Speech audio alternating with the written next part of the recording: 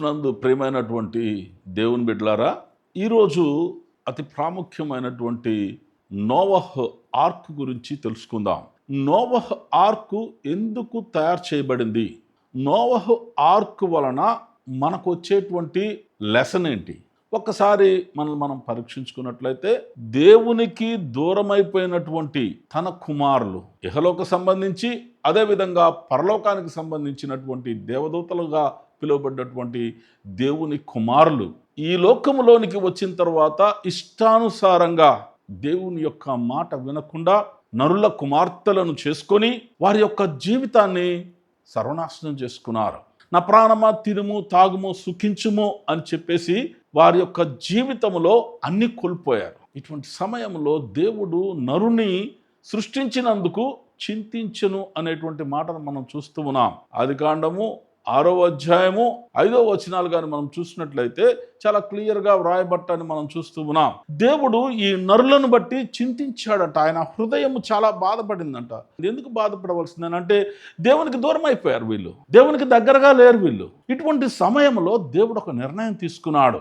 మెతుషులా కుమారుడైనటువంటి లెమెకు కుమారుడైనటువంటి నోవహును ఒకసారి గుర్తు తెచ్చుకున్నప్పుడు వీరి కుటుంబాల్లో నుంచి దేవుని యొక్క ఆశీర్వాదము ఏ విధంగా ఉందో మనము తెలుసుకుంటే, మెతుషులాను బట్టి 969 సంవత్సరాలు బ్రతకటం, అత్యధికమైనటువంటి దినాలు ఈ భూమి మీద ఉండే వ్యక్తిగా ఉండటం, అదేవిధంగా ఆయన కుమారుడైనటువంటి లెమెకు 777 సంవత్సరాలు బ్రతకటం, ఆయన కుమారుడైనటువంటి నోవహు సుమారు 950 సంవత్సరాలు బ్రతకటాన్ని మనం చూస్తూ ఉన్నాం. ఇక్కడ దేవుని యొక్క ఆశీర్వాదము సేతు కుమారుల నుండి మనం చూసినప్పుడు నోవహు చాలా ప్రత్యేకతను సంతరించుకుని ఉండటాన్ని మనం చూస్తూ ఉన్నాం. అంతేకాదు, మెతుషులా దగ్గర నుండి ఆయన కుమారుడైనటువంటి లెమెకు కుమారుడైనటువంటి నోవహు వీరు పెరిగిన విధానాన్ని కానీ మనం చూసినట్లయితే దేవునికి అనుకూలంగా నీతిమంతుడుగా తీర్చబడే విధంగా వీళ్ళు పెరిగిన విధానం కనపడుతూ ఉంది. దేవుడు ఈ సమస్త సృష్టిని నాశనం చేయాలనుకున్నాడు. ఈ యొక్క మానవులు దేవునికి వ్యతిరేకంగా నా ప్రాణమా తినుము తాగుము సుఖించుము అని చెప్పి వాళ్ళు ఇష్టానుకూలంగా బ్రతుకుతున్నటువంటి సమయంలో ఈ సర్వ సృష్టిని నాశనం చేయాలని అనుకున్నప్పుడు లెమెకు కుమారుడైనటువంటి నోవహు కనపడ్డాడు. నోవహు జీవితము నీతివంతమైన జీవితం అని చెప్పి గ్రహించి నోవహును ఏ విధంగా కాపాడాలి అని ఒక ఆలోచన చేసినప్పుడు ఒక పడవను తయారు చేయమని చెప్పాడు. నోవహు ఈ ఓడను 50 సంవత్సరాల నుండి 100 సంవత్సరాల లోపల కట్టాడునని అనేకమైనటువంటి ఆధారాలు మనకు కనపడుతూ ఉన్నాయి. ఆ పడవకు స్పెసిఫిక్గా ఎలా తయారు చేయాలో కూడా చెప్పడానికి మనం చూస్తూ ఉన్నాం. మొట్టమొదటిది కానీ మనం చూసినట్లయితే చితిసారకపు మ్రాను అంటే గోఫెర్ వుడ్.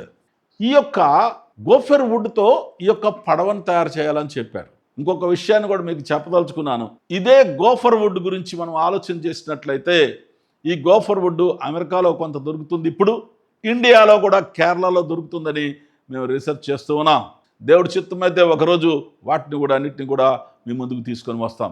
అంతేకాదు, దానికి ఎన్ని అడుగులు ఉండాలి, ఎంత హైట్ ఉండాలి, ఎంత వెడల్పు ఉండాలి అనే దాన్ని కూడా చాలా క్లియర్గా ఎస్టాబ్లిష్ చేసి చెప్పడాన్ని మనం చూస్తూ ఉన్నాం.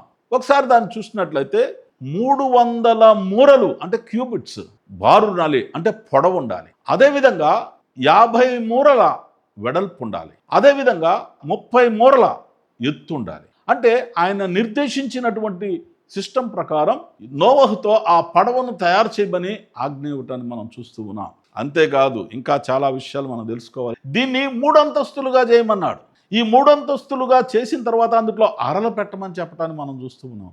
అంటే దేవుని యొక్క ప్రణాళిక ఏ విధంగా ఉందంటే, నోవహు కుటుంబంతో పాటు సకల జీవము కలిగిన ప్రతి జీవిని కూడా ఆయన బ్రతికించాలని ఒక ఆలోచన చేశాడు. అందుచేత నోవహుతో ఒక మాట తెలియజేశాడు. ఏంటంటే అది, నోవహ్, నీవు నీ కుటుంబము ఆ ఓడలోకి వెళ్ళండి. అంతేకాదు, నీతో పాటు సకల జీవము కలిగినటువంటి ప్రతి జంతువు కానీ లేక ఇతరమైనటువంటి పక్షులు కానీ ప్రతి ఒక్కదాన్ని కూడా నువ్వు లోపలికి తీసుకొని వెళ్ళు. అది ఎలాగా? ఒక్కొక్క జంటను తీసుకొని వెళ్ళు. అంటే సృష్టిని తిరిగి వారి ద్వారానే క్రియేట్ చేయటానికి దేవుడి యొక్క ప్రణాళిక ఈ ఓడ ద్వారా, నోవహు ద్వారా తిరిగి సృష్టిని సృష్టించటానికి ఆయన ప్రణాళిక సిద్ధం చేసినట్టు చాలా క్లియర్గా కనపడుతుంది. ఒక్కసారి మనం చూద్దాం, ఆయన పడిన వేదనను చూద్దాం, ఆయన పడినటువంటి బాధను చూద్దాం. మనము ఆయన ఎందుకు ఇంత గట్టి స్టెప్ తీసుకోవాలనుకున్నాడు అంటే, ఈ నరులు దేవునికి వ్యతిరేకంగా దుర్మార్గంగా జీవించటాన్ని బట్టి ఆయన ఇంత గట్టిగా నిర్ణయం తీసుకున్నాడు. కానీ నోవహును బట్టి ఆయన నీతిమంతుడని ఎంచి తనను, తన కుటుంబాన్ని, అదేవిధంగా సకల జంతువులు, జీవము కలిగినటువంటి ప్రతిదాన్ని కూడా ఆయన పడవ ద్వారా కాపాడినట్టు మనం చూస్తూ ఉన్నాం. అందుచేత నోవహు ద్వారా ఓడను తయారు చేసి సకల జీవులను బ్రతికించడంలో ఆయనకు ఒక ప్రణాళిక ఉంది. అందుట్లో భాగమే ఈరోజు మనమందరం అని మనం గుర్తించాలి. నోవహు దగ్గర నుంచి మనమందరము కాపాడబడ్డామని కానీ ఒకసారి ఆలోచన చేసినట్లయితే మన జీవితాలు ఏ విధంగా ఉన్నాయో ప్రస్తుతము ఒకసారి మనం చూడవచ్చు. నోవహుకు ముందు ఈ నరులు దేవునికి కోపం తెప్పించి నాశనం కాబడ్డారు. కానీ నోవహు ద్వారా ఈ రోజున మనమందరం కూడా జీవిస్తూ ఉన్నాం. అందుకే ప్రియమైన దేవుని బిడ్డలారా, మనమందరము కూడా నీతిమంతులుగా ఉండటానికి ప్రయత్నం చేద్దాం. కష్టం వచ్చినప్పుడు, నష్టము వచ్చినప్పుడు, కష్టకాలములో మనము బ్రతకాలంటే, మన జీవితంలో మనం బాగుపడాలి అంటే నోవహు ఏ విధంగా నీతిమంతులుగా తీర్చబడ్డాడో ఆ విధంగా కానీ మనము నీతిమంతులుగా జీవించినట్లయితే మనము, మన కుటుంబము, మనకున్నటువంటి సమస్తము కూడా కాపాడబడతాయని ఈ వాక్యం ద్వారా మీకు తెలియజేస్తూ ఉన్నాను. మీరు 40 పగళ్ళు 40 రాత్రులు వచ్చేటువంటి ఆ వాన, ఆ వరదను గురించి నెక్స్ట్ ఎపిసోడ్లో మాట్లాడుకుందాం. మరి ఒక్కసారి మీరు Jacob leaders international faith mission యూట్యూబ్లో ఈ ఎపిసోడ్ చూసి మీరు సబ్స్క్రైబ్ చేయండి, లైక్ చేయండి, ఫార్వర్డ్ చేయండి. మీరు కూడా సువార్త పరిచర్యలో భాగస్థులు అవ్వాలని మిమ్మల్ని అందరినీ నేను కోరుతూ, గాడ్ బ్లెస్ యూ ఎవ్రీబడి.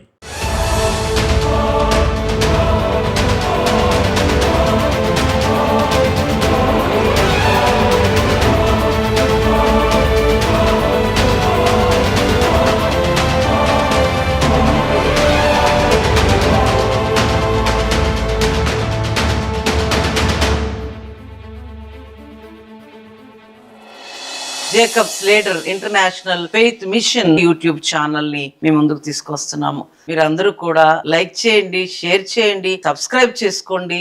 దేవుడి మాటలు దీవించును గాక. ఆమేన్.